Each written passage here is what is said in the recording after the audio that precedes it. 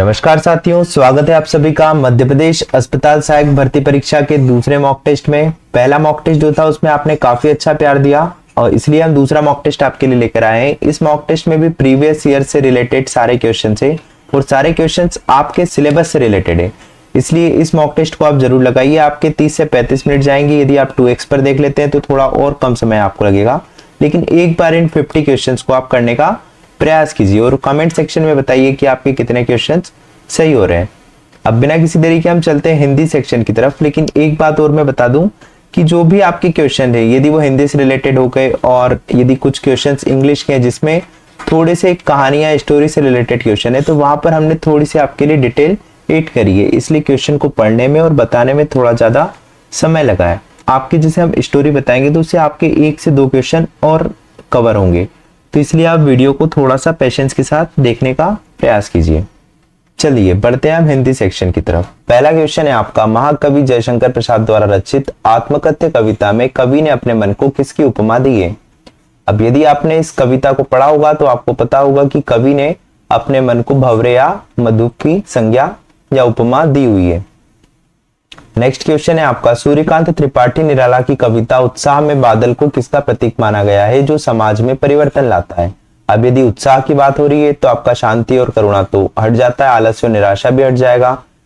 केवल वर्षा ऋतु के आगमन की या नई चेतना की, तो यहाँ पर किसका प्रतीक बता रहा है? नई चेतना और क्रांतिकारी बदलाव का। तो राइट आंसर आपका सी हो गया। तीसरा क्वेश्चन है, उद्धव तुम हो अति बड़भागी पद में बड़भागी शब्द गोपियों द्वारा कौन सा मुख्य भाव प्रकट करता है? तो जब उद्धव कहाँ गए थे? भगवान कृष्ण को लेने गए थे, तो गोपियों ने उन्हें ताना मारा था। क्या किया था? तीखा व्यंग्य और कटाक्ष का भाव किया था कि आप कान्हा को क्यों लेकर जा रहे हो। तो इसका राइट आंसर आपका बी हो जाएगा।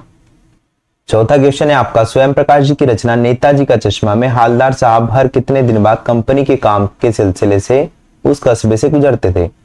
अब यदि आपने नेताजी का चश्मा कहानी नहीं पढ़ी है तो आप प्लेलिस्ट में जाइए, वहां से नेताजी का चश्मा कहानी को एक बार देख लीजिए, आपके सारे क्वेश्चन यहाँ पर सही हो जाएंगे। और भी जो कहानियां, यदि आप कहानियां नहीं पढ़ पाए तो टेलीग्राम पर जाकर आप पीडीएफ डाउनलोड कर लीजिए, वहां से भी आप आसानी से अपने क्वेश्चंस को सॉल्व कर सकते हैं।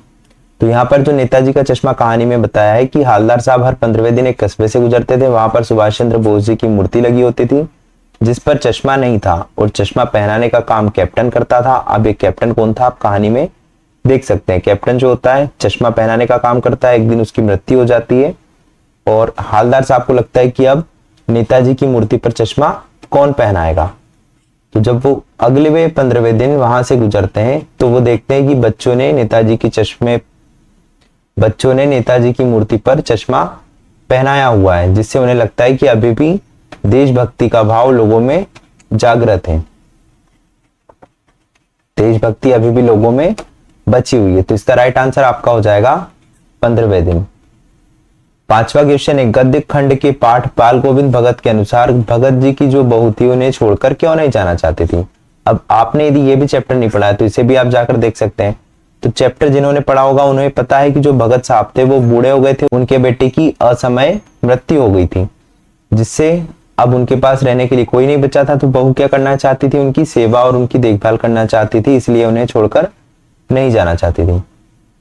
छठवा है आपका, सूर्योदय शब्द का सही संधि विच्छेद निम्नलिखित में से कौन सा होगा और इसमें कौन सी स्वर संधि है? अब यदि यहाँ पर स्वर संधि की बात हो रही है तो एक बार हम देख लेते हैं। जो आपकी दीर्घ संधि होती है, दीर्घ स्वर संधि होती है, उसमें हमेशा बड़ा आ जैसे विद्यालय, बड़ा ई जैसे कविंद्र रविंद्र, जैसे बड़ा ऊ मतलब भानुदय, इस टाइप के जो शब्द आते हैं जिसमें बड़ा आ, बड़ा ई, बड़ा ऊ आता है, वहां पर आपकी दीर्घ स्वर संधि होती है।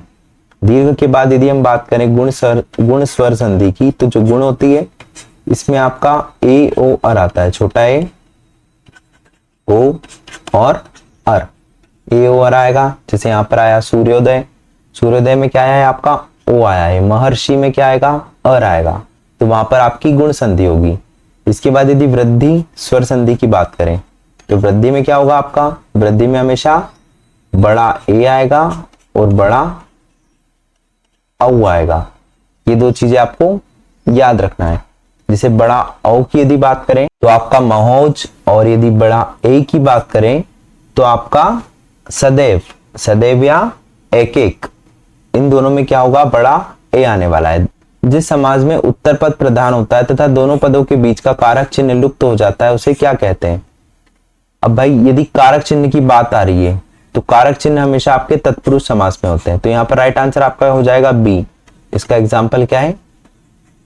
राजपुत्र, मतलब राजा का पुत्र। अब यदि अवयवी भाव समास की बात करें तो आपका हो गया प्रतिदिन, यथासंभव। इसमें जो आगे वाले शब्द आ रहे हैं वो क्या है? अवयव है, तो इसलिए ये अवयवी भाव समास हो गया। द्वंद्व की बात करें तो दिन रात, माता पिता। इसमें क्या आता है? योजक चिन्ह आता है बीच में, माता पिता, दिन और रात। अब यदि हम बहुव्रीहि समास की बात करें तो बहुव्रीहि में हमेशा तीसरे को इंगित किया जाता है। अधिकतर तो यहाँ पर भगवानों का नाम आता है, जहां पर भी आपको भगवान से संबंधित चीजें लगे वहां पर सीधा सीधा आपका बहुव्रीहि समास होगा। जैसे लंबोदर, गजानन, दशानन, ये सब चीजें कहाँ आ जाती है? आपकी बहुव्रीहि समास में आ जाती है। अगले क्वेश्चन की तरफ बढ़ते हैं। हाथ पांव फूलना मुहावरे का सही और व्यवहारिक अर्थ क्या है? तो हाथ पांव कब फूलते हैं? जब आप डर या घबराहट से व्याकुल हो जाते हैं। एक क्वेश्चन आपका इससे देखने को मिल सकता है यहाँ पर, इसलिए जितने भी आपके मुहावरे हैं एक बार पढ़ लेना। मुहावरे पढ़ने में कोई ज्यादा समय नहीं लगता है, तो एक बार मुहावरे और लोकोक्ति आपका अच्छे से आप देख लेना। वर्तमान व्याकरण में श्रृंगार रस का स्थायी भाव क्या है? तो श्रृंगार का क्या होता है? आपका रति होता है। करुण का क्या होता है? शोक होता है। निर्वेद किसका होता है? शांत का होता है। शोक किसका होता है? आपका करुण का होता है। और हास्य का हंसी होता है। बढ़ते हैं अगले क्वेश्चन की तरफ। 10वां आपका क्वेश्चन है, कृतिका भाग 2 के पाठ जॉर्ज पंचम की नाक में लेखक कमलेश्वर ने किस मानसिकता पर करारा व्यंग्य किया है? यदि आपने कमलेश्वर जी की रचना जो है जॉर्ज पंचम की नाक को पढ़ा है तो आपको पता होगा कि यहाँ पर जो लेखक है वो गुलाम और औपनिवेशिक दरबारी मानसिकता पर करारा व्यंग्य कर रहे हैं, तो राइट आंसर आपका बी हो जाएगा। अब चलेंगे हम मैथ्स के क्वेश्चन की तरफ। दो लगातार सम संख्याओं का महत्तम समापवर्तक कितना होता है? कोई भी दो संख्याएं आप उठाकर देख लीजिए, जैसे आप 2 या 4 उठाएंगे तो महत्तम समापवर्तक HCF मतलब क्या होता है? आपका हाईएस्ट कॉमन फैक्टर। तो यहाँ पर 2:1 और यहाँ पर यदि हम इसके गुणनखंड करेंगे तो क्या आएगा? 2:2। तो यहाँ पर एक ही बार 2 कॉमन आ रहा है, तो यहाँ पर राइट आंसर आपका क्या हो जाएगा? 2। आप एक संख्या और उठाकर देख सकते हैं, आप उठाएंगे 6 और 8, तो यहाँ पे क्या होगा? 2:3 और 8 को आप लिखेंगे 2:2। तो यहाँ पर जो हाईएस्ट कॉमन फैक्टर आपका यहाँ पर भी केवल 2 ही निकल कर आ रहा है, तो राइट आंसर आपका हो जाएगा 2। 12वां क्वेश्चन है, यदि किसी द्विघात बहुपद px ax का square plus bx plus c के शून्यक अल्फा और बीटा है तो शून्यकों का गुणनफल अल्फा बीटा क्या होगा? तो शून्यकों का योग क्या होता है? यदि अल्फा प्लस बीटा हम देखेंगे तो ये होगा -b/a और अल्फा इंटू बीटा हम देखेंगे तो ये होगा आपका c/a। तो ये आपको विशेष ध्यान रखना है, ये सीधा सीधा फॉर्मूला भी आपसे एग्जाम में पूछ सकता है। 13वां क्वेश्चन है आपका, रैखिक समीकरण युग्म 2x + y = 6 और 4x - 2y = 4 के आलेखीय निरूपण में रेखाएं किस प्रकार की होगी? तो आलेखीय रेखा, यदि रेखाओं से रिलेटेड सवाल आपके एग्जाम में आता है तो आपको सीधे करना है a1/a2 = b1/b2 के c1/c2 के। सबसे पहले तो आपको देखना है a1/a2 = b1/b2 है क्या? तो यहां पर आप उठाओगे 2, तो a1 आपका ये हो गया, a2 आपका ये हो गया, तो 2/4 कर देंगे। b1 आपका हो गया 1, b2 आपका हो जाएगा -2, तो ये बराबर है क्या? 1/2 हो जाएगा। यहाँ बराबर नहीं क्योंकि यहाँ माइनस आ रहा है, तो जब ये माइनस बराबर नहीं होंगे तो आपकी रेखाएं कैसी होगी? प्रतिच्छेदी रेखा होगी। आपको एक बार मैं तीनों का डिटेल से बता देता हूं कि कब प्रतिच्छेदी रेखा होगी, कब समांतर रेखा होगी, कब संपाती रेखाएं होगी। तो जब तीनों चीजें बराबर आ जाए तो समझना रेखाएं क्या है? आपकी संपाती रेखाएं, मतलब एक के ऊपर एक आपकी रेखाएं और इनके कितने हल होंगे? अंततः अनेक हल होंगे। दोनों रेखाएं एक के ऊपर एक है। जब दोनों रेखाएं समांतर होगी, आपकी समांतर होगी तो आपका a1 = a2 होगा, b1 = b2 होगा, b1/b2 होगा is not equal to c1/c2 के। जब दोनों रेखाएं कैसी होगी? समांतर होगी। यहां कैसी है? संपाती है, इसके नीचे समांतर रेखा। अब यदि आपका a1/a2 is not equal to हो गया आपका b1/b2 के, तो रेखाएं कैसी होगी? आपकी प्रतिच्छेदी रेखा होंगी, जैसा यहां पर दिया हुआ है। 14 क्वेश्चन है आपका, द्विघात समीकरण x square minus 4x plus के इज इक्वल टू 0 का विविक्तिकर शून्य है तो k का मान आपका क्या होगा? तो k इज इक्वल टू क्या होगा? सबसे पहले तो d इज इक्वल टू होता है आपका बी स्क्वायर माइनस 4ac, ये विविक्तिकर का सूत्र हो गया। अब d क्या है यहाँ पर? शून्य है तो शून्य लिख देंगे। b क्या है आपका? b है -4, तो -4 का स्क्वायर माइनस 4। a क्या है आपका? यहाँ पर तुलना किससे करेंगे? ax square plus bx plus c is equal to 0। तो यहाँ b आपका क्या है? -4 है। a क्या है आपका? 1 है तो 1 लिखेंगे, इंटू c क्या है आपका? k है। तो जब 4 का स्क्वायर करेंगे तो क्या आएगा? और माइनस का होगा तो 16 आ जाएगा, -4k। अब 4k का जब आप इधर पक्षांतर करोगे तो ये प्लस में हो जाएगा, इज इक्वल टू 16। तो आपका जो k हो गया, k इज इक्वल टू 4। तो राइट आंसर आपका क्या हो जाएगा? यहाँ पर 4 हो जाएगा। 15वां क्वेश्चन है आपका, यदि किसी समांतर श्रेणी का प्रथम पद a इज इक्वल टू 5 और सारवांतर d हो तो उसके प्रथम 4 पद कौन से होंगे? तो यहाँ पर जब d आपका सारवंतर हो गया, मतलब सारवंतर का अर्थ होता है कि पहले पद और दूसरे पद के बीच 3 का अंतर हो। तो यदि पहला पद 5 है तो +3 फिर जोड़ देंगे, क्योंकि यहाँ पर कौन सी श्रेणी है? समांतर श्रेणी। तो 5 और 3 8 हो गया, फिर +3 कर देंगे तो 8 और 3 11 हो जाएगा, फिर +3 कर देंगे तो 11 और 3 14 हो जाएगा। तो राइट आंसर आपका क्या हो जाएगा? 5 8 11 14। चलते हैं नेक्स्ट क्वेश्चन की तरफ। दो बिंदुओं को मिलाने वाले रेखाखंड की लंबाई कितनी है? तो आपको बिंदु दिए हुए हैं यहाँ पर 3 और 4 और यहाँ पर -1 1। तो इसको सबसे पहले हम दे देंगे x1 y1 और इसे दे देंगे हम x2 y2। अब इसका एक फॉर्मूला होता है, फॉर्मूला होता है आपका x2 माइनस x1 का whole square plus y2 minus y1 का होल स्क्वायर, और ये पूरा आता है आपका अंडर रूट में।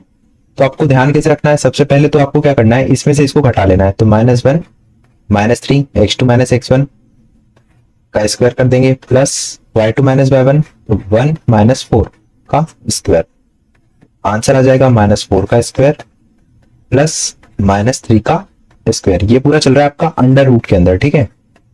तो राइट आंसर आपका क्या होगा? 4 चौको 16 प्लस 3 3 9 16 9 25, अंडर रूट में आएगा 25 इज इक्वल टू आपका हो जाएगा 5। यहाँ पर राइट आंसर आपका क्या हो जाएगा? 5 इकाई 5। 17वें क्वेश्चन की तरफ बढ़ते हैं। 5 tan theta is equal to 4, मतलब tan theta is equal to होगा आपका 4/5। इसके बाद आपका 5 sin theta minus cos theta, 5 sin theta plus 2 cos theta का मान क्या होगा? तो हमें सबसे पहले जो आपका sin थीटा और cos थीटा है इसको आपको tan थीटा में बदलना होगा, क्योंकि tan थीटा का आपको मान दिया हुआ है। या आप डायरेक्ट ये भी कर सकते हैं कि tan theta is equal to होता है sin theta by cos theta is equal to हो जाएगा 4/5, मतलब sin थीटा का मान हो गया 4 और cos थीटा का मान हो गया आपका 5। अब यहां रख लेंगे हम इसे इस फॉर्मूले में। तो 5 sin theta 5 into 4 minus 3 cos theta, 3 into cos theta का मान क्या है आपका 5 upon 5 sin theta. sin theta का मान क्या है? वापस से 4 minus plus 2 cos theta, cos theta का मान क्या है यहाँ पे? 5 इंटू 5, मतलब 20 माइनस 5 दिया 15 अपॉन 5 चौके 20 प्लस 5 दूनी 10, 5/30 मतलब 1/6, 5 छक्का 30, मतलब आपका राइट आंसर क्या हो जाएगा? 1/6 हो जाएगा। 18वां क्वेश्चन है आपका, दो संकेंद्रीय वृत्तों की त्रिज्याएं 5 सेंटीमीटर और 3 सेंटीमीटर है तो बड़े वृत्त की उस जीवा की लंबाई क्या होगी? संकेंद्रीय वृत्त मतलब दोनों के जो केंद्र है वो क्या है? समान है। तो जब भी आपके स्पर्श की बात आ जाए और जीवा वगैरह की बात आ जाए, कोई दूसरे वृत्त को स्पर्श कर रही है तो वहां पर हमेशा 90 डिग्री का कोण बनता है। जैसे मान लो ये एक वृत्त है, यहाँ पर इसकी त्रिज्या है और ये इसने यहाँ पर डाला, ये इसकी त्रिज्या मान लो 3 सेंटीमीटर की, और यहाँ से कोई जीवा स्पर्श करते हुए जा रही है या कोई स्पर्श रेखा यहाँ से निकल रही है, तो यहाँ पर जो कोण बनता है ये हमेशा 90 डिग्री का कोण बनता है। अब हम दो वृत्त ले लेते हैं जो समकेंद्रीय होंगे। एक छोटा वृत्त लेते हैं पहले और इसके बाद एक बड़ा वृत्त ले लेते हैं। अब क्या हो रहा है? ये बोल रहा है जो छोटा वृत्त है उसकी त्रिज्या 3 सेंटीमीटर की है और जो बड़ा वृत्त है उसकी त्रिज्या है आपकी 5 सेंटीमीटर की, और यहाँ पर एक स्पर्श रेखा है जो इसको टच करते हुए यहाँ से जा रही है। अब ये हो गया आपका 5 और ये हो गया आपका 3। अब यहाँ पर तो लंब हो गया, क्योंकि अभी मैंने बताया जो स्पर्श रेखा होती है त्रिज्या क्या करती है? त्रिज्या स्पर्श रेखा पर लंब डालती है। तो 90 डिग्री के जो सामने का होता है उसे हम बोलते हैं कर्ण। तो यहाँ पर पाइथागोरस का प्रमेय लग जाएगा। कर्ण का वर्ग 25 इज इक्वल टू आधार का वर्ग 9 प्लस लंब का वर्ग, लंब मतलब ए बी का स्क्वायर कर लो। तो यहाँ से 25 में से 9 गए मतलब 16 is equal to a b का स्क्वायर तो ए बी हो गया आपका 4। तो राइट आंसर क्या हो गया आपका यहाँ पर 4। लेकिन 4 तो आपका केवल यहां से यहां तक जीवा की जो आधी लंबाई है वो 4 है, तो बाकी बची हुई भी क्या होगी आपकी 4। तो 4 और 4 हो गया आपका 8। तो राइट आंसर क्या हो जाएगा आपका 8 सेंटीमीटर। 19वां क्वेश्चन है, यदि वर्गीकृत आंकड़ों के एक समूह का माध्य 25 है तो और माध्यक 26 है तो इसका बहुलक क्या होगा। यहाँ पर सीधा सा आपका एक फॉर्मूला उठ जाएगा। फॉर्मूला है बहुलक यानी मॉड। बहुलक मतलब क्या होता है आपका मॉड। बहुलक इज इक्वल टू 3 गुणा माध्यक, माध्यक मतलब आपका मीडियन, माइनस 2 गुणा माध्य। माध्य मतलब जो आपका मीन है। 3 गुणा माध्य करना है माइनस 2 गुणा माध्य करना है। बहुलक इज इक्वल टू, तो पूछा है बहुलक क्या होगा, तो यहाँ आपको सीधा सीधा इसका मान लगना है। माध्य कितना दिया हुआ है आपका 26 माइनस 2 इंटू 25, 25 दूनी 50, 26 दिया 78। यहाँ पर आपका जो राइट आंसर हो जाएगा वो हो जाएगा आपका 28। सभी को समझ में आता है, बिल्कुल सरल और इजी क्वेश्चन है। 20वां क्वेश्चन है आपका, एक अच्छी तरह फेंकी गई 52 ताशों के पत्तों की एक गड्डी में से एक पत्ता निकाला जाता है। लाल रंग का चित्र वाला पत्ता होने की क्या प्रायिकता है। तो यहाँ पर रेड फेस कार्ड बोल रहा है।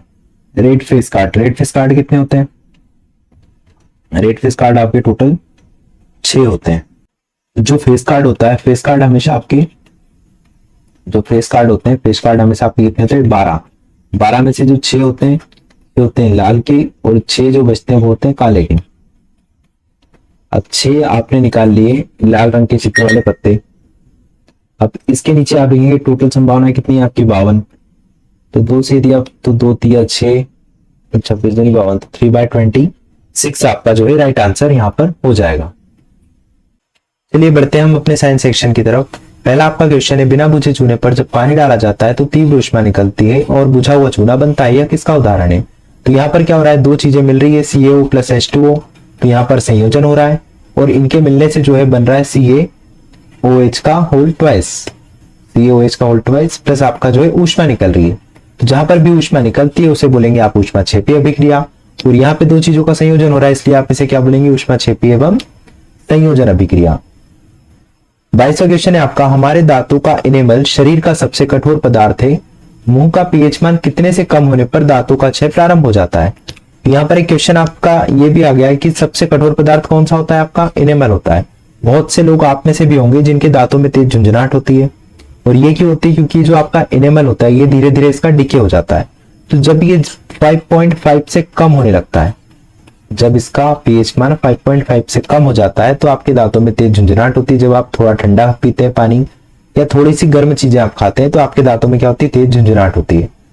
देखिए 7 से कम क्या होता है, 7 से ऊपर आपकी चीजें क्षार हो जाती है। हमने जैसे आपको बताया था, तो 7 से ऊपर क्या होती है, चीजें क्षारीय होती है। 7 से नीचे कैसी होती है, अम्लीय होती है। और 7 पे क्या होगी आपकी, उदासीन होगी। तो इसको आपको ध्यान रखना है, 5.5 से कम होगा तो आपका जो है इनेमल नष्ट होने लगेगा। 23वां क्वेश्चन है आपका, शुद्ध सोना कितने कैरेट का होता है और आभूषण बनाने के लिए इसे कठोर करने हैं तो इसमें क्या मिलाया जाता है। तो जब आप सुनार के यहाँ जाते हैं तो आपको जो आभूषण मिलते हैं वो 24 कैरेट के नहीं होते हैं। 24 कैरेट जो होता है आपका शुद्ध सोना होता है, ये प्योर गोल्ड होता है, इसमें कोई भी मिलावट नहीं होती है। लेकिन जब इस शुद्ध सोने के अंदर आप तांबा और आपके चांदी को मिला देते हैं तो ये जो सोना हो जाता है ये आपका हो जाता है 22 कैरेट का सोना। और इसी सोने से आपके आभूषण बनाए जाते हैं, क्योंकि जो आपका रियल गोल्ड होता है या प्योर गोल्ड होता है उससे आप आभूषण नहीं बना सकते, क्योंकि वो बहुत ही ज्यादा लचीला मुलायम होता है और टूट जाता है। 24वां क्वेश्चन है आपका, एथेनॉल का जब सांद्र सल्फ्यूरिक अम्ल की उपस्थिति में 443 केल्विन पर निर्जलीकरण किया जाता है तो कौन सी गैस बनती है।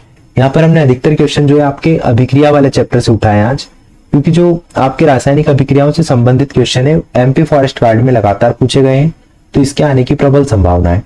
तो इस क्वेश्चन को हम सॉल्व करते हैं। एथेनॉल का आपका सूत्र होता है CH2 CH3 CH2OH। अब इसे हम कर रहे हैं आपके H2SO4 पर सांद्र सल्फ्यूरिक अम्ल, और 443 आपका केल्विन जो है यहाँ पर तापमान है। तो यहाँ पर क्या बनेगी, आपकी एथिन गैस बनती है, जिसे बोलते हैं CH2 बॉन्ड CH2, जो आपकी एथिन गैस होगी प्लस आपका जो है जल बनता है। तो यहाँ पर दो चीजें आपकी बनती है, CH2 बॉन्ड प्लस H2O, जिसे क्या बोलते हैं आप, एथीन गैस बोलते हैं। और यहाँ पर जो बॉन्ड होता है आपका वो होता है डबल बॉन्ड, या इसे C2H2 भी लिख सकते हैं। बढ़ते हैं अपने नेक्स्ट क्वेश्चन की तरफ। यहाँ पर 25वां आपका क्वेश्चन है, मानव हृदय में कितने चैम्बर होते हैं जिसमें शुद्ध और अशुद्ध रक्त को आपस में मिलने से रोकते हैं? तो यहाँ पर दो आलिंद होते हैं और दो आपके क्या होते हैं, निलय होते हैं। इसमें आपके दो आलिंद और दो निलय होते हैं। तो आपका जो दाया आलिंद, आपका यहाँ पर दाया आलिंद प्लस जो दाया निलय होता है उसमें तो होती है आपकी CO2 गैस, और जो आपका बाया आलिंद और बाया निलय होता है उसमें आपकी होती है O2 गैस। बाया आलिंद प्लस जो बाया निलय होता है उसमें आपकी कौन सी गैस पाई जाती है? तो बाया आलिंद और बाया निलय होता है, वहां पर आपका ऑक्सीजन वाला ब्लड पाया जाता है। अग्नाशय ग्रंथि द्वारा कौन सा हार्मोन स्त्रावित होता है जो रक्त में शर्करा के स्तर को नियंत्रित करता है? तो आमतौर पर हमें जो एक बीमारी होती है जिसे हम बोलते हैं इंसुलिन, पर ये इंसुलिन क्या होता है, एक हार्मोन होता है, ना कि बीमारी का नाम होता है। बीमारी का जो नाम होता है वो होता है डायबिटीज। तो जब इंसुलिन हार्मोन अपने जो स्त्रावित करने का जो एक तरीका होता है उसे जब खो देता है तो यहाँ पर हमें जो बीमारी होती है उसे आप बोलेंगे डायबिटीज। यहाँ पर हमारे जो रक्त में शर्करा का स्तर होता है वो नियंत्रित नहीं हो पाता, कभी कम हो जाता है कभी ज्यादा हो जाता है, तो हमें डायबिटीज हो जाती है। इसलिए गेहूं की रोटियां आपको कम से कम खाना चाहिए। 27वां क्वेश्चन है आपका, निर्वात में प्रकाश की चाल कितनी होती है? तो प्रकाश की जो चाल होती है दुनिया में सबसे तेज होती है, जिसे आप बोलते हैं 3 लाख किलोमीटर पर सेकेंड। अब 3 लाख को कैसे लिखेंगे? 3 × 10⁵ लिख सकते हैं, तो यहाँ पर किलोमीटर लिखना पड़ेगा, या 3 × 10⁸ लिख सकते हैं, तो आप यहाँ पर मीटर पर सेकेंड, ये दोनों आपसे एग्जाम में पूछ सकते हैं कि या तो 5 देगा तो यहाँ पे आएगा किलोमीटर, 8 देगा तो यहाँ पे आएगा मीटर, क्योंकि 3 शून्य लगाएंगे तो किलोमीटर बन जाएगा। 1 किलोमीटर में 1000 मीटर होते हैं ना, उस तरीके से। निकट दृष्टि दोष से पीड़ित व्यक्ति के चश्मे में किस लेंस का उपयोग करके दृष्टि को ठीक किया जाता है? तो आपको एक नाम याद रखना है, अवनी। नी से तो हो गया आपका निकट दृष्टि दोष, और यहाँ पे अब से हो गया आपका अवतल लेंस। ये आपका नाडू, NADU। एन से हो गया निकट दृष्टि दोष, निकट के लिए हो गया आपका अवतल लेंस, दूर दृष्टि दोष के लिए हो गया आपका उत्तल लेंस। तो नाडू भी आप याद कर सकते हैं या अवनी भी आप याद रख सकते हैं। 29वां क्वेश्चन है, विद्युत प्रतिरोध का SI मात्रक क्या होता है? तो विद्युत प्रतिरोध का आपका SI मात्रक होता है ओम। चलिए 30वां क्वेश्चन है आपका, पारितंत्र में हरे पौधे सौर ऊर्जा का कितने प्रतिशत भाग अवशोषित करके खाद्य ऊर्जा में बदलते हैं? तो बहुत कम भाग होता है जो पौधे सीधे तौर पर सौर ऊर्जा का खाद्य ऊर्जा में बदल पाते हैं, और जितना भी ये होता है पूरी प्रोसेस, ये लगभग 1% के लगभग होती है, मतलब बहुत कम होती है। अब सोशल के क्वेश्चनों की तरफ हम चलते हैं। सोशल के जो क्वेश्चन है आपके 10th बेस पर है, आपका पूरा पेपर ही 10th बेस पर यहाँ पर है, जो सिलेबस के अकॉर्डिंग है। तो सिलेबस से रिलेटेड ही क्वेश्चन हम लेकर आए हैं। यदि आपके एग्जाम में सिलेबस से रिलेटेड क्वेश्चन पूछे जाते हैं तो पूरे क्वेश्चन यहीं से फंसने की प्रबल संभावना है।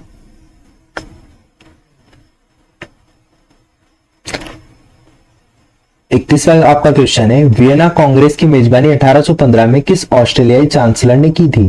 तो इसका राइट आंसर होगा यहाँ पर ड्यूक मैटरनिक। 32वां क्वेश्चन है आपका, हिंद स्वराज नामक प्रसिद्ध पुस्तक की रचना वर्ष 1909 में महात्मा गांधी द्वारा किस दौरान की गई थी? महात्मा गांधी कहां से कहां जा रहे थे? महात्मा गांधी जा रहे थे आपके इंग्लैंड से दक्षिण अफ्रीका की जहाज यात्रा के दौरान उन्होंने इस पुस्तक को लिखा था। पुस्तक का नाम क्या था? हिंद स्वराज। तो आप याद रखेंगे इसको। 33वां आपका क्वेश्चन है, ज्वारीय ऊर्जा निम्नलिखित में से किस प्रकार के संसाधन के अंतर्गत आती है? तो जो आपकी ज्वारीय ऊर्जा होती है ये समुद्र में आती है। समुद्र में क्या आते हैं? ज्वार और भाटे आते हैं। तो ये जो ऊर्जा होती है पूरी तरीके से प्राकृतिक होती है। प्राकृतिक होने के कारण इसे क्या बोलते हैं? नवीकरणीय ऊर्जा। नवीकरणीय ऊर्जा का संसाधन होता है, और इसे आप क्या कर सकते हैं? बार बार प्राप्त किया जा सकता है। 34वां क्वेश्चन है आपका, उड़ीसा और बिहार की जनजातियां विवाह के अवसरों पर किस वृक्ष की पूजा करती हैं? यहाँ पे आपका राइट आंसर हो जाएगा आम और इमली की पूजा। कौन से पेड़ों की पूजा करती है? आम और इमली के पेड़ों की पूजा करती है। 35वां क्वेश्चन है, श्रीलंका में वर्ष 1948 में आजादी के बाद किस समुदाय ने बहुसंख्यवाद के आधार पर शासन पर अपना प्रभुत्व जमाया था? 1948 में। तो ये लोग जो थे सिंहली समुदाय के लोग थे। सिंहली और तमिलों के बीच में क्या होता था? विवाद होता था। सिंहली ने क्या बनाया था? सिंहली समुदाय की आबादी लगभग 74% थी। उन्होंने अपनी भाषा और धर्म को थोपने के लिए कानून बनाए, जिससे गृह युद्ध छिड़ गया। 30वां क्वेश्चन है आपका, शासन की वह व्यवस्था जिसमें दो या दो से अधिक स्तरों वाली सरकारें होती है और शक्तियों का स्पष्ट विभाजन होता है, उसे क्या कहते हैं? तो हमारे यहाँ दो प्रकार की सरकारें, पहली तो है आपकी केंद्र सरकार, केंद्र में बैठे हैं आपके मोदी जी, ठीक है। दूसरी होगी आपकी फिर राज्य सरकार। 37वां क्वेश्चन, भारत में प्रचंड बेरोजगारी या छुपी हुई बेरोजगारी मुख्य रूप से किस आर्थिक क्षेत्र में पाई जाती है? तो यहाँ पर जो आर्थिक क्षेत्र है एकमात्र जहां पर सबसे ज्यादा बेरोजगारी प्रचंड रूप से पाई जाती है उसे आप बोलेंगे प्राथमिक क्षेत्र या कृषि क्षेत्र। आप देखते होंगे जहां 5 एकड़ जमीन है वहां पर 3 लोग काम कर रहे हैं, कहीं 5 एकड़ जमीन है वहां पर एक ही व्यक्ति काम कर रहा है। तो ये 2 लोग जो हो गए एक प्रकार से बेरोजगार की श्रेणी में इन्हें सरकार रखती है और यहाँ पर हम इसे बोलेंगे प्रचंड बेरोजगारी प्राथमिक क्षेत्र में पाई जाती है। औपचारिक ऋण के अंतर्गत बैंकों और सहकारी समितियों के कामकाज की निगरानी भारत में कौन सी संस्था करती है? तो देखिए, जो बैंकों की पुलिस होती है या बैंकों का जो नेतृत्व करती है, बैंकों के लिए पॉलिसियों का निर्माण करती है, वो होती है आपकी आरबीआई। आरबीआई को हम बोलते हैं रिजर्व बैंक ऑफ इंडिया। और दूसरी होती है आपकी SEBI, stock exchange board of India. ये क्या करती है? ये शेयर मार्केट से रिलेटेड जितने भी कानून वगैरह है वो लेकर कौन आती है? शेयर मार्केट से रिलेटेड जो भी पॉलिसियां बनाने का काम करती है आपकी सेबी करती है।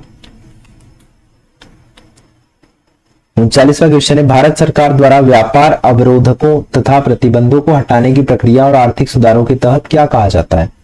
तो एक ऐसी नीति होती है जिसमें क्या होता है, आपको थोड़ा सा उदार होना पड़ता है, प्रतिबंधों को हटाना पड़ता है, लोगों को अपने पास बुलाना पड़ता है ताकि क्या हो, आपका ट्रेड अच्छे से हो पाए। तो उसे बोलते हैं आप उदारीकरण की नीति, जिसे बोलते हैं लिबरलाइजेशन। तो आंसर यहां पर हो गया आपका बी।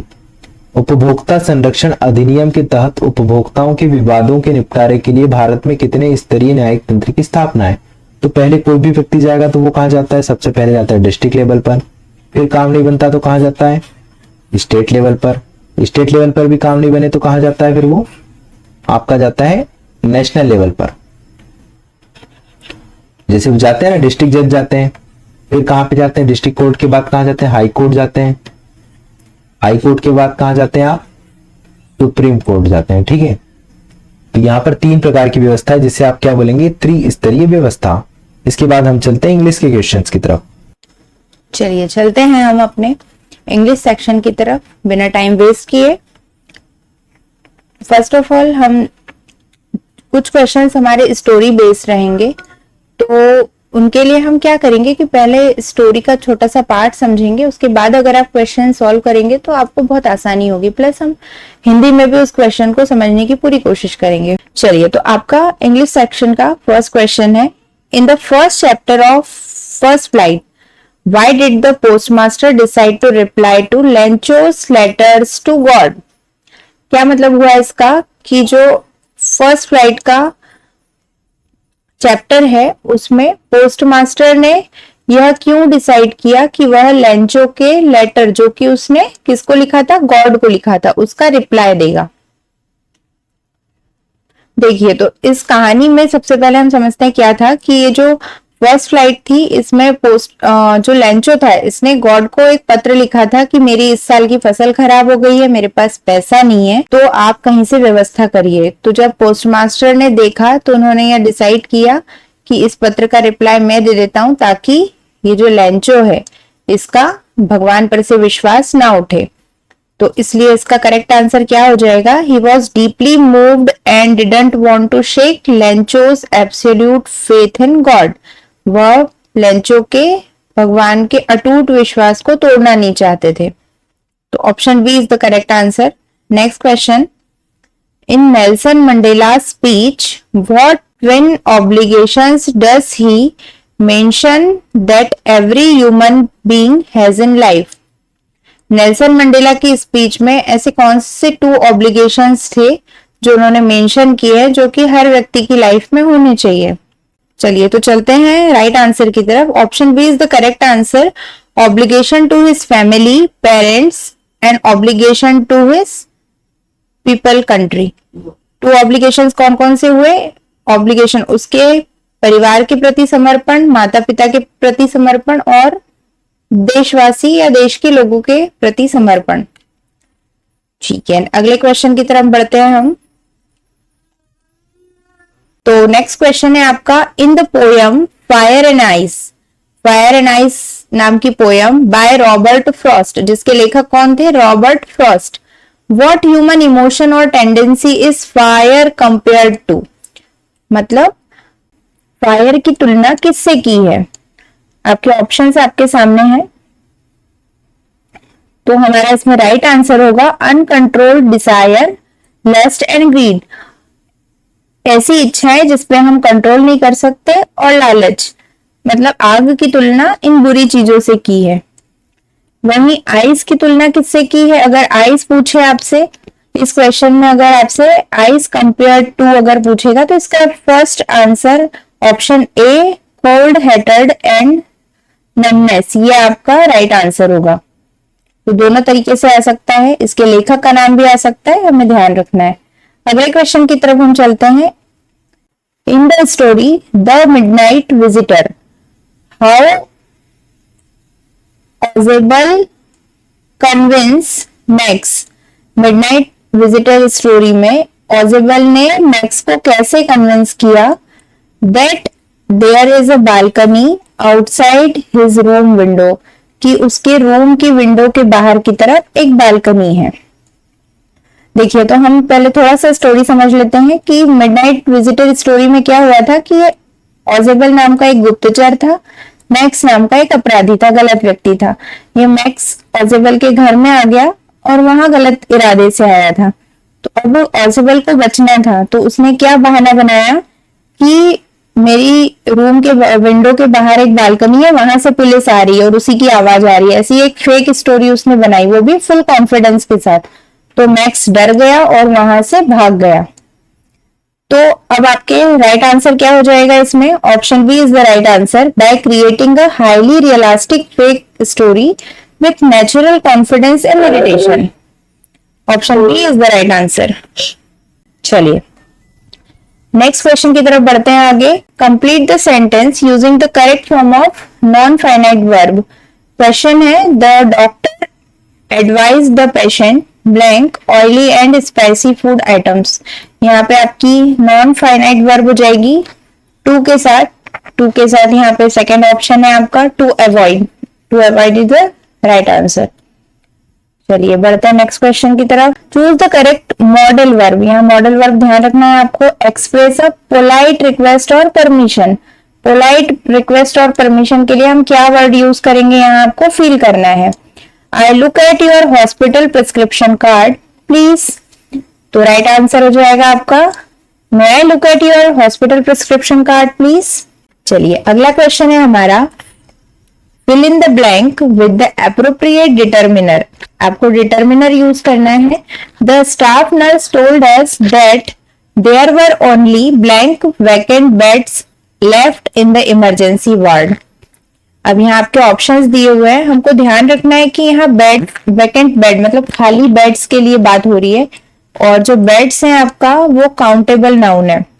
तो हम काउंटेबल नाउन के साथ क्या यूज करते हैं, फ्यू का यूज करते हैं। तो यहाँ a few, option number b is the right answer. चलिए नेक्स्ट क्वेश्चन है आपका, in the story a triumph of surgery what was the name of rich over pampering lady who owned the dog Tricki. Story समझते हैं हम। ये Mrs पॉम्फेरी थी, ये अपना डॉग, उनका जो डॉग था उसका नाम था ट्रिकी, उसको बहुत ज्यादा मात्रा में खाना खिलाती थी, जिसकी वजह से उसकी तबीयत खराब हुई और उसको डॉक्टर के पास ले जाना पड़ा। और वहां डॉक्टर ने ट्रीटमेंट क्या किया उसका, कि सिर्फ उसको नियमित संतुलित आहार दिया और वो ठीक हो गया। तो लेडी कैसी थी वो भी ध्यान रखना है आपको, ओवर पैम्परिंग थी। स्टोरी का नाम है अ ट्रम्प ऑफ सर्जरी और डॉग का नाम है ट्रिकी।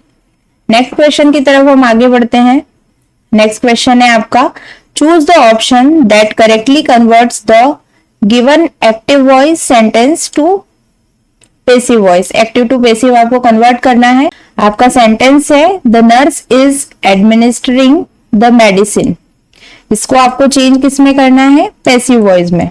पेसिव वॉइस में आपको पता ही होगा कि वर्ब का थर्ड फॉर्म आता है, और ये जो सेंटेंस है ये किस टेंस का सेंटेंस है, सबसे पहले आपको ये समझना जरूरी है। इज एम आर वर्ब लगी है तो प्रेजेंट कंटिन्यूअस टेंस होगा, इसको हमको चेंज करना है पेसिव वॉइस में। तो जब इज एम आर लगा होता है तो हम अगली वर्ब इसमें बीइंग का यूज करते हैं। अब हम अपने ऑप्शंस में देखेंगे, हमें ऑप्शन से ही सही गलत का पता लगा सकते हैं। तो यहाँ ऑप्शन नंबर बी में आपको इसके साथ बीइंग हेल्पिंग वर्ब दी है, प्लस वर्ब का थर्ड फॉर्म भी यूज किया है। Option number b is the correct answer. चलिए लास्ट क्वेश्चन की तरफ हम आगे बढ़ते हैं। In a formal letter layout, एक फॉर्मल लेटर के लेआउट में what is the written immediately below the receiver's designation and address. Receiver के डेजिग्नेशन एंड एड्रेस के नीचे क्या लिखा होता है? हम इसको ऐसे समझते हैं, देखिए हम बचपन में एक एप्लीकेशन लिखते थे टू द प्रिंसिपल, नेक्स्ट क्या होता था यहाँ पे सब्जेक्ट। तो हम जो भी रिसीवर है हमारा उसका यहाँ डेजिग्नेशन लिखते थे, नाम लिखते थे, एड्रेस लिखते थे, उसके जस्ट बाद हम क्या लिखते थे? सब्जेक्ट, एप्लीकेशन का सब्जेक्ट, किस बारे में हम लेटर लिख रहे हैं, किस बारे में हम पत्र लिख रहे हैं। तो option a is the correct answer, subject of the letter. I hope ये क्वेश्चंस आपको बहुत ज्यादा हेल्प करेंगे एग्जाम्स में। आपका एग्जाम बहुत पास है, हमारे डेली मॉक टेस्ट में बने रहिए और आपको बहुत ज्यादा फायदा हो। Wish you all the very best.